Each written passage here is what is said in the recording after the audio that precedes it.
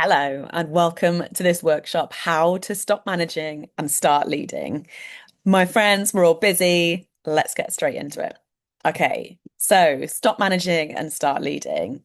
If you don't know me, hey, I'm Tess. I'm a leadership architect, which means we don't just coach leaders, we engineer them. What we do is so much more than coaching.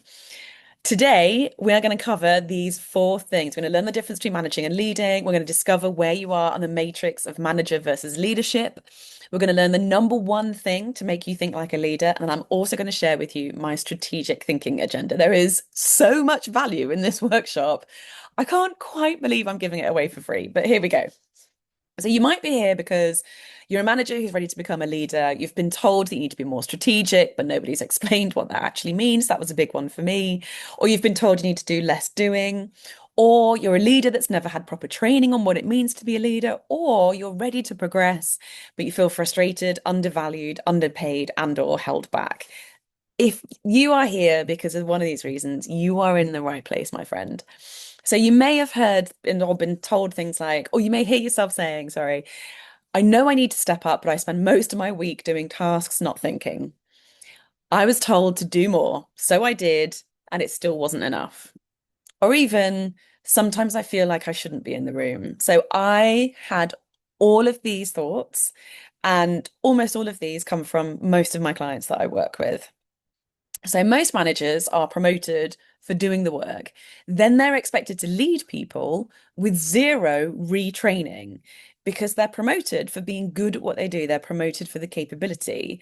And actually, when they step up, it's a totally different skill set that's needed. So, first of all, we're going to start with where you are right now. And this is my diagnostic.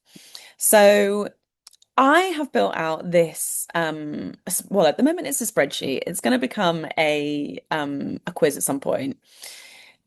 And I call this the evolution of leadership mastery. And this is what changed the game for me. So I was lucky enough to work with a coach, and she showed me kind of four or five of these areas and a little bit of kind of clarity on what it meant and what was expected at the management level and what was expected at the leadership level.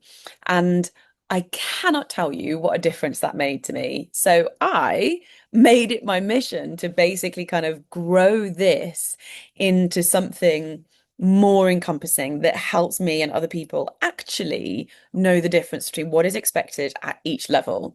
So, what I want you to do is I want you to pause right now and go through this and tell me and kind of highlight where you spend most of your time. You're only allowed to pick one cell, like one word on each row.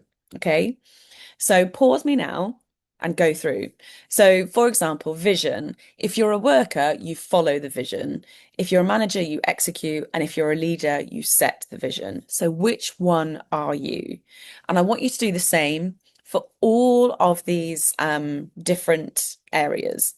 So, are you focusing on doing stuff? Are you focusing on building systems and process? Or are you focusing on people?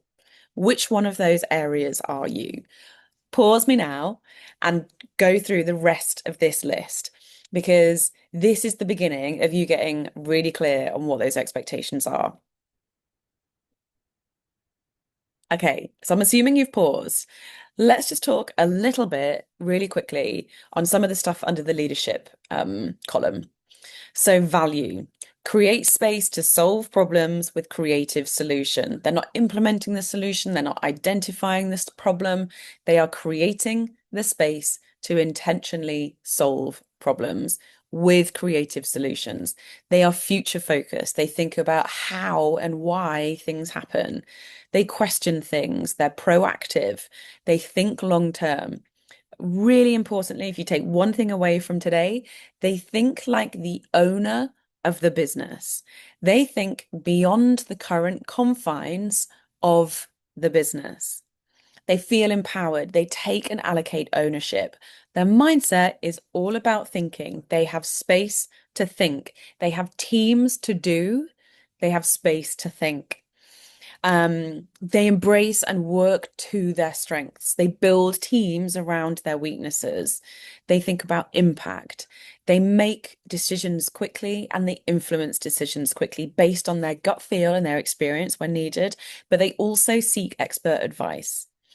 And last and not least, they embrace and actively drive change because they see the opportunity and they set the agenda. Now, if you want to, feel free to screenshot this. This is gold, I'm telling you.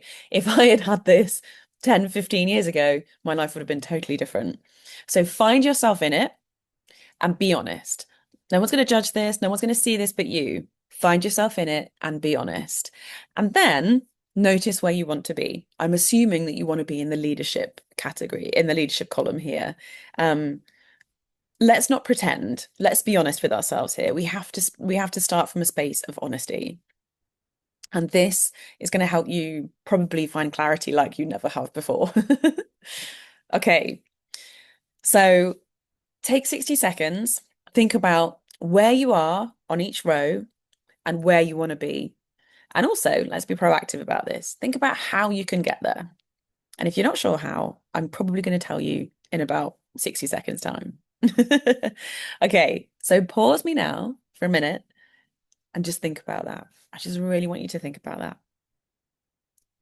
Okay, assuming you've paused, what is the gap between where you are now and where you want to be?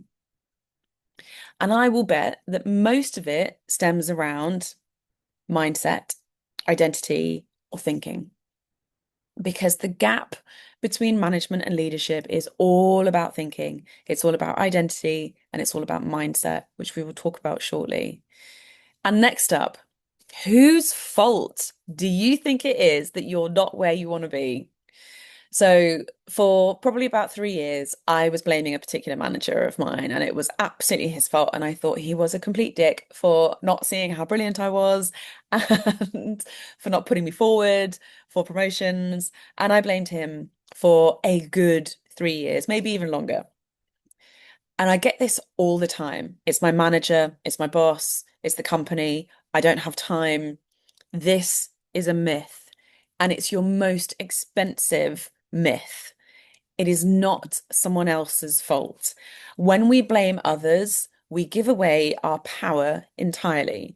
There is only one person to blame here, my friend, and it's you, because you are responsible. But this is really empowering because you also solely have the power to change this.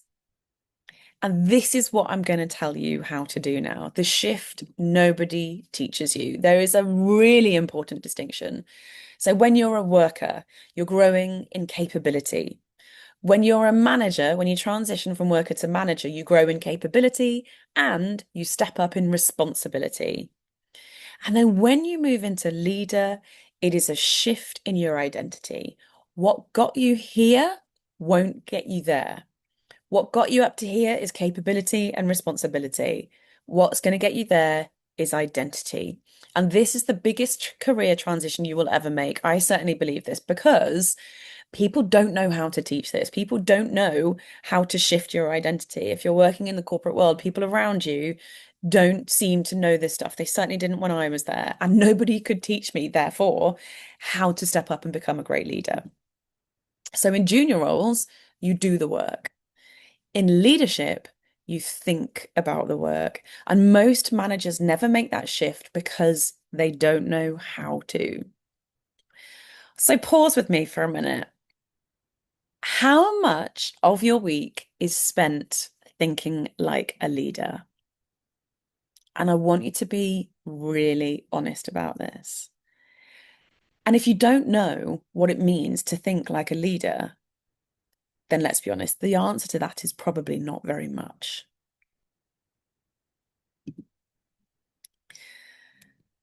And this is one of the biggest problems, but it's also one of the easiest fixes. So I hear a lot, I can't step up because I'm too busy doing the doing. I can't be more strategic because I don't have time. I can't step up because my manager doesn't invite me to the room. I can't step up because I'm not invited to the table. They have different meetings that I'm not included in. I can't step up because of all these reasons. My manager's a dick. They're not letting me progress. Personally, I said all of these things, and all of my clients also say these things. But actually, what I find is that most of the time, what truly sits under here is the reality of what is hard to admit to ourselves, which is actually we don't know how to do the strategic stuff. Nobody's ever taught me how to think like a leader, and I don't actually know what it means to be a leader. And this is what we're going to teach you. Well, we're going to touch on a little bit of it today. So, how do you think like a leader? Step one, make time.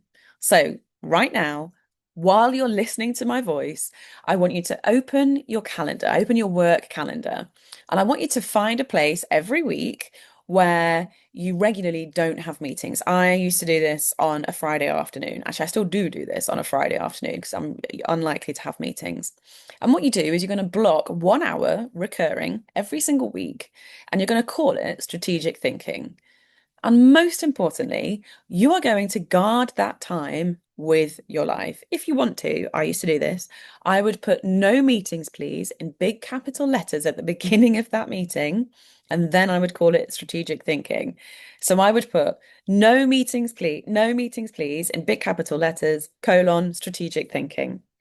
And I would guard that time with my life because this is what is going to help you to step up to your next level. If you are constantly in the space of doing, you will never become a leader. And I'm being kind to you by saying this because otherwise, if nobody tells you this, you're not going to change. Nothing is going to change. You can try as much as you might, but if you're doing the wrong work, if you're still doing the doing and you're not doing any thinking, you're not going to get there. And the first step, all it takes is 1 hour every week. Step two, leaders think like owners. So, in that session, you're going to ask yourself, if I was the owner of this business, what would I do differently? If I was the owner of this business, what would I do differently? And your answer is going to be related to one of the 4 R's. And this is what leaders actually think about. This is what they don't teach you. So leaders care about the 4 R's. Revenue. This is all about money. This is all about profit. This is how the business grows. Retention. This is all about people. Are they happy? Are they staying? Are they engaged? Are they thriving? Risk. Are you taking too much or are you taking too little? It is always a balance and it is something that needs working out as you go. Dependent on the industry that you work in. I used to work in finance, heavily risk averse, sadly, because there's so much they could do if they could just accept a little bit more risk. But there you go. And then the fourth piece, the fourth R, reputation. This is what the world thinks of your company and the people that work in it. So when it comes to if you were the owner of this business, what would you do differently? Your answer to that is going to relate to revenue, retention, risk, or reputation. So when you put that time in your diary for a Friday afternoon or whenever it is, you are going to spend your time identifying and solving problems related to the 4 R's: revenue, retention, risk, reputation. Because leaders make time to think about what these problems are. Which brings me to problem solving. Senior leaders think bigger than just themselves and their area. The problems that I want you to identify could be in relation to you, your team, your area, your department, your company, or even your industry. And what I want you to do right now is pause this, and this will literally take you 3 to 5 minutes to think about the problems in your industry or your team or your area or your department or your company, anything bigger than you. And this is going to want to relate to the 4 R's, but it's also going to want to relate to the overall company objectives. And what you will find with the overall company objectives is that they will relate to one of the 4 R's. So usually there'll be a company objective around money. It might be acquiring new customers. It might be around reaching a financial goal, something like that. But that is to do with money. And then it might be something around culture or creating a great place to work or creating a place where people thrive. And that is about people. And then there might be something about impact. And this is usually to do with reputation and or people. So this is about what people think about the company, but it's also about attracting and retaining top talent because purpose and what's the word I just said? Oh my God, I've totally lost my train of thought. Anyway, purpose is becoming more and more important. So impact, that's the word I used. So it's something to do with impact. So I want you to take a few minutes now to think about the problems in your team, area, department, company, industry. And what they're likely to be about is kind of doing something faster or more efficiently so that you can achieve your objectives quicker. Or they might be uncovering something that is blocking you. They might be, like I said, in relation to people, how can you make the team happier? Happier people are more productive people. If you're at work and you're happy, you, my friend, are doing more work. And that is great because you're happy, but also your manager and the CEO is happy as well. So take a few minutes now to think about what the problems are in relation to those areas. You know what the problems are because you work in that space all the time. So let me give a couple of examples. So when I worked in finance, I worked in marketing and we needed to do things quickly because we wanted to kind of compete against what was happening out there. So we would want to get tactical campaigns up and running quickly. And because we were in finance, the entire industry is really risk averse. So we had a huge sign-off process whereby everything went through a sort of centralized team to get signed off. And that was a real pain in the ass. Yes, I understand why it's there, but actually, it didn't work very efficiently. So what we did is we came up with a couple of ideas of how to improve that. And when I'm talking about this particular problem now, I don't want you to solve it necessarily. I don't want you to solve this now. I just want you to think about what the problem is. So, for example, in that case, the problem is that it takes too long for things to get signed off. So, we can't be agile and responsive to kind of trends that are kind of newsworthy, that are trending and things, to show that we're a current company, to show that we've got a bit of personality, to show that we know what's going on in the world. Um, so, that was the problem. We'll come on to solving it in a second. So what does that mean for you? What are those problems? What else is there? Maybe people are unhappy because of one of the systems that you have. Maybe one of the suppliers that you use is actually really expensive and treating you like crap because you've been with them for so long, they're just taking you for granted. Give them a kick up the arse, my friend. Go for an RFP, find new suppliers. If that's a problem, you need to solve it, and you have the capability to solve it. Speaking of which, this is how you solve it. So, having chosen, hopefully you've paused for at least 3 minutes, if not hopefully longer than that. So every time I do this, I give myself 5 minutes. So I will pause and I will just write down for 5 minutes. And then before you know it, I've been writing for about 20 and I've got a big long list of problems. And then it's harder to choose the one to focus on. So you've got your list of problems. Now you want to pick one problem that's related, that's kind of the most important, related to the 4 Rs, related to, for example, your most important OKR, objective, goal, whatever you would call it in your company that the company is talking about. So I want you to, first of all, fully define the problem. So write out exactly what the problem is. There's this famous phrase, I know I'm going to butcher it, but it is something like, once you've fully defined the problem, you're halfway to solving it. Then you're going to gather information to prove objectively that the problem is a problem. So, for example, you might think it's a problem that somebody over there doesn't do things as quickly as you want them to, but actually, that might be your urgency that's the problem. It might be that actually your expectation is far too high and actually completely unreal. But if everybody else is saying the same thing, if everybody else finds the same frustration, then there is a real problem there. It's not just something that you feel. So gather information, make sure it's objective, make sure it's based in data. Then we generate possible solutions. And this is how could you or the right people solve that problem? So sometimes it's as simple as you might want to bring together a few people just for a quick meeting or a quick workshop to be like, right, this is a problem. How do we solve it? And it is as simple as that. You don't need to have the answer. You don't need to have the solution. Bring together some of the right people to do it. And what tends to happen in terms of solutions is that there are sort of three things that happen. One of the solutions will be really expensive, but it will take a longer, but it will happen quickly. The other solution will be much cheaper, but it will take a lot longer to do. And the third solution will be somewhere in the middle. So that what is what usually happens when it comes to solutions. So generate three, let's go with three. One really expensive and quick one, one cheap, the one that takes a bit longer, and then one sort of somewhere in the middle. Then we evaluate the options and you select the best solution. This at the moment is just based on your experience, your understanding of the situation. So I want you to think about what you believe is the best solution and why. And if you were to think to implement that solution, what would you need? Would you need some money, some people, some time, some budget, some resources? Um, when could this happen and who could help you? And then comes the point of implementing the chosen solution. But before you do that, once you've done points 1 to 4, take this as a proposal to your manager.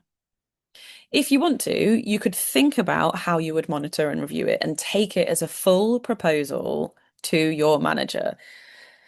And this does a few things. You take this to your manager and you show them that you're thinking like a leader.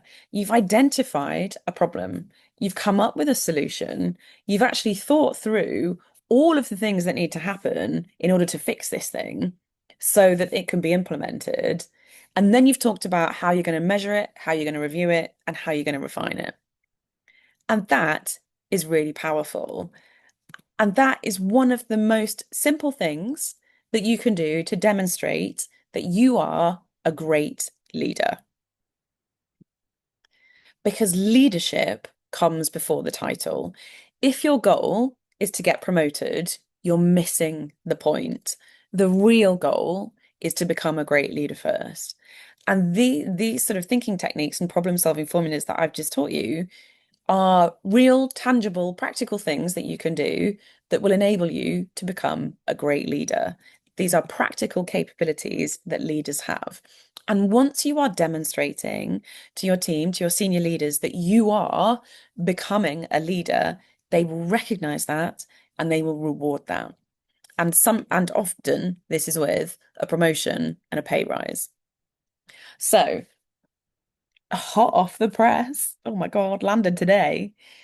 This workshop is all in relation to my book, Promotion Isn't the Point. And what it does is it covers 3 areas: mastery of craft, mastery of self, and mastery of systems. And this is because I believe that to become a great leader, I have this guiding principle called the pursuit of mastery. And I believe that breaks down into these 3 deliberate layers. So, mastery of craft is what you do, it's the work that you are here to do. Mastery of self is who you need to become to do that work. And mastery of systems is how you build it, what you do, and how you get there to make sure that you become the next level version of you, that you become a great leader. And everything in this workshop is in the opening few chapters. Everything that I've just talked about. Oh, that's not supposed to be there. Anyway, next slide. So, if you are interested, scan the QR code and you can get a copy of this book out today. And if you want to go any deeper, if you've got any questions, drop me a message to tessa@tessagrint.com. This is your first step in becoming a great leader first, because the promotion isn't the point. If you're aiming for a promotion, you are aiming, my friend, for the wrong goal. This is all about how to move from manager to leader by mastering your craft, yourself, and your systems first. So if you enjoyed that, thank you so much for being here.